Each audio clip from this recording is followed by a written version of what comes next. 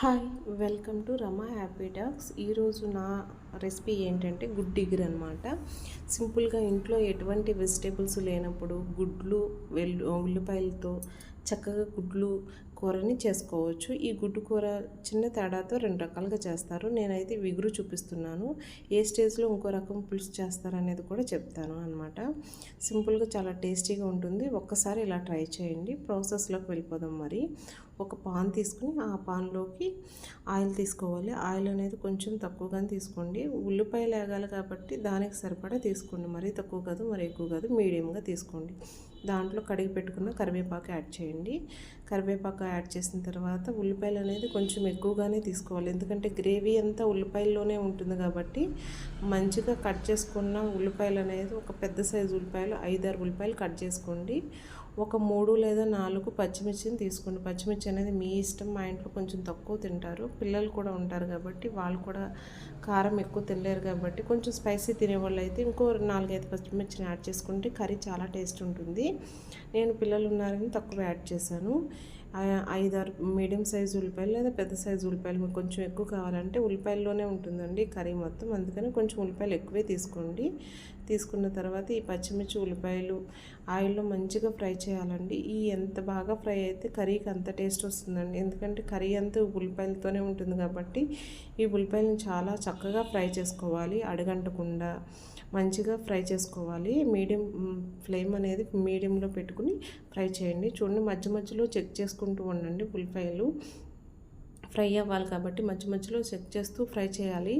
ఎందుకంటే అడుగంటేస్తుందండి అలాగే వదిలేస్తే.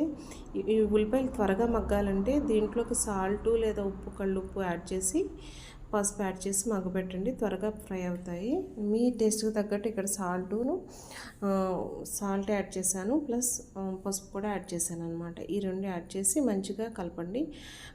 ఈ ఉల్లిపాయలు చాలా చక్కగా ఫ్రై చేయాలి. ఈ కర్రీకి ఎంత చక్కగా ఫ్రై చేస్తే ఈ కర్రీ అంత బాగుంటుంది అనమాట. ఎందుకంటే ఉల్లిపాయల కర్రీ కాబట్టి ఈ ఉల్లిపాయలతోనే చేస్తాం కాబట్టి మంచిగా ఫ్రై చేస్తూ ఉండండి. మధ్య మధ్యలో కలుపుతూ ఉండండి.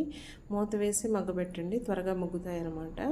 మూత వేసి అలా వదిలేయకూడదండి. మధ్యలో చెక్ చేస్తూ మూత వేసి అలా మగ్గబెడుతూ ఉంటే ఉల్లిపాయలు చాలా చక్కగా మగ్గాలి. ఆల్మోస్ట్ 80% ఉల్లిపాయలు ఫ్రై అయితేనే మంచి కర్రీకి టేస్ట్ అవుతుంది. చూడండి, నేను చూపించిన విధంగా చూడండి, చక్కగా మగ్గిపోయినాయి అనమాట. ఉప్పు పసుపుతో ఉల్లిపాయలు అనేవి చక్కగా మగ్గినాయి. ఈ స్టేజ్లో మీరు మీ టేస్ట్కి తగ్గట్టు కారం అనేది మీరు ఎంత తింటారో అంత యాడ్ చేసుకోండి. నేను మీడియంగా యాడ్ చేస్తున్నాను. మా ఇంట్లో పిల్లలు కూడా ఉన్నారు కాబట్టి వాళ్ళకి తగ్గట్టు చేస్తున్నాను. మీరు కొంచెం స్పైసీ లవర్స్ అయితే కొంచెం కారం యాడ్ చేసుకోండి. ఇంకా పచ్చిమిర్చి ఇంకా 4 యాడ్ చేసుకోండి. చాలా బాగుంటుంది అనమాట పచ్చిమిర్చితో ఈ కర్రీ అనేది. కారంతో యాడ్ చేసుకున్న తర్వాత గ్లాస్ వాటర్ యాడ్ చేయాలి. వాటర్ అనేది కొంచెం ఒక గ్లాస్ యాడ్ చేయండి. ఎక్కువ వద్దు, మరీ ఎక్కువ వద్దు, మరీ తక్కువ వద్దు. ఇదే స్టేజ్లో మీరు గుడ్డు పులుసు చేయాలంటే ఈ వాటర్కి బదులు మీరు చింతపండు రసం యాడ్ చేసుకోండి, సరిపోతుందన్నమాట. పోపు దినుసులు కూడా యాడ్ చేయవచ్చు పులుసులో. నేను ఇగురు చేస్తున్నాను కాబట్టి పోపు దినుసులు అనేది యాడ్ చేయలేదు. పోపు దినుసులు కొంచెం మెంతులు కూడా యాడ్ చేసుకుంటే ఒక 4-5 మెంతులు అండి, ఎక్కువ అయితే చేదొచ్చేస్తుంది. అలా వేసుకుని పులుసులా చేసుకోవచ్చు. నేను ఈరోజు ఆ కర్రీ కాదండి చూపించేది, గుడ్డు ఇగురు కాబట్టి నేను ఇలా యాడ్ చేస్తాను. వాటర్ యాడ్ చేసి ఈ వాటర్లో ఉల్లిపాయలు అనేది మంచిగా కుక్ అవ్వాలి. ఇగురు అంటే మంచిగా దగ్గరకు వచ్చేయాలి కదండి. ఆల్మోస్ట్ ఒక 80% కుక్ అవ్వాలి. మధ్య మధ్యలో మూత ఓపెన్ చేసి చెక్ చేస్తూ ఉండాలి. లేకపోతే గుడ్డు ఇగురు ఏమైపోతుందంటే అడుగంటిపోద్ది. కర్రీస్ని ఎప్పుడు మీడియం ఫ్లేమ్లోనే కుక్ చేయండి, మంచి టేస్ట్ వస్తాయి. హై ఫ్లేమ్లో పెట్టి కుక్ చేస్తే పైన కుక్ అవుతాయి కానీ లోపలకంటూ కుక్ అవ్వు. ఈ కర్రీకి అంత టేస్ట్ రాదనమాట. ఓపెన్ చేస్తూ మూత పెడుతూ కుక్ చేయాలి. కుక్ చేసిన తర్వాత మళ్ళీ చూడండి, ఆల్మోస్ట్ ఒక 80% కుక్ అయిపోయింది. ఈ స్టేజ్లో మీరు గుడ్లుని మీకు కావాల్సిన గుడ్లను ఉడకపెట్టి పక్కన పెట్టి ఘాట్లు పెట్టి గుడ్లు యాడ్ చేసుకోవాలన్నమాట. ఉడకపెట్టాలి. మీకు ఎన్ని గుడ్లు కావాలంటే 5 కావాలంటే 5, 10 కావాలంటే 10, మీ ఇష్టం అండి. మీరు ఇంట్లో వాళ్ళు తినేదాన్ని బట్టి ఎన్ని గుడ్లు కావాలంటే అన్ని గుడ్లు యాడ్ చేసుకోవాలన్నమాట.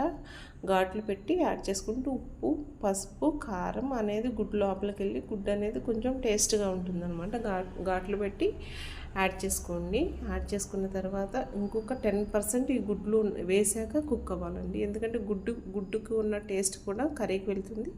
గుడ్డు కూడా మంచి టేస్ట్ వస్తుంది అనమాట ఈ ఇగురులో ఉడకబెడితే. అసలు వాటర్ అంతా ఇంకిపోవాలన్నమాట. ఇంకిపోతేనే ఈ కర్రీకి టేస్ట్ ఉంటుందండి. కొంచెం అన్న వాటర్ ఉంచుకున్నారంటే కర్రీ అసలు బాగోదు. మంచిగా కుక్ అవ్వాలి, వాటర్ అంతా ఇంకిపోయేలా కుక్ అవ్వాలి. అప్పుడు మాత్రమే గుడ్డు ఇగురంటే మంచి టేస్ట్ వస్తుందన్నమాట. ఈ కర్రీ నచ్చితే నా ఛానల్ సబ్స్క్రైబ్ చేయండి. Thank you for watching. ఒక్కసారి మీరు కూడా ట్రై చేయండి. చూడండి, నేను కూడా ఈ కర్రీ చేస్తే చాలా టేస్ట్ ఉందని మా ఇంట్లో వాళ్ళు అన్నారు. మీరు కూడా ఒకసారి ట్రై చేసి ఇంట్లో వాళ్ళకి పెట్టండి. ఎలా ఉందో కామెంట్ చేయండి. Thank you for watching once again. చూడండి, చాలా టేస్ట్గా వస్తుంది. చూడండి, నేను చూపించిన విధంగా చాలా దగ్గరికి వచ్చేలాగా. వాటర్ అనేది అస్సలు ఉండకూడదండి. మొత్తం అంతా వాటర్ అయిపోవాలి. కొంచెం కూడా వాటర్ ఉండకూడదు. వాటర్ ఉంచారా కర్రీ అంతా వేస్ట్ అండి. అస్సలు టేస్ట్ ఉండదు అనమాట. కర్రీ టేస్టే మారిపోతుంది. చాలా దగ్గరికి వచ్చేయాలి కర్రీ అనేది, చాలా దగ్గరికి రావాలి. అప్పుడే ఈ కర్రీకి టేస్ట్ వస్తుంది. గుడ్డు ఇగురన్నప్పుడే అప్పుడే